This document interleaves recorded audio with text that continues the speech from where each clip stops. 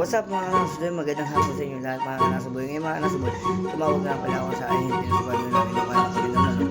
Ngayon tumawag ako sa kanya kanina umaga na wala pa na daw. May hapon ito siya nakakuha ng manok. Kaya natin ko siya tumawag sa akin. Ngayon tumawag siya ng manok sa poultry sa Anos. Kaya dito sa bayan ng San Jose. Kaya mga kanasuboy, let's go. Kuha na ng manok. Let's go. Sa magandang intro.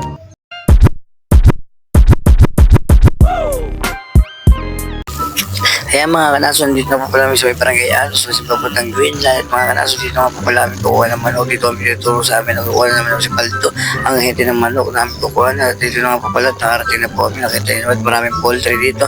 Ito nga po pala mga kanaso, dito na po si Paldo at aming kukuha na ng manok. Kaya na po nabili Paldo ako, tingin yung mga manok na yung kakarga tao dahil namin kinarga ang manok.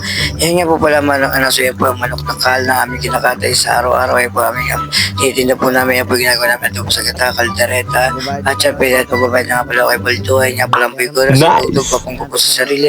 At mga kanaso, ito ang pauwi na kami. Mga kanaso, para marami pa kayo mapanood sa akin at marami mapanood sa aking vlog, sa aking mga video. Maraming salamat sa YouTube kakagawa at Kanaso Boy. Maraming salamat. Bye bye.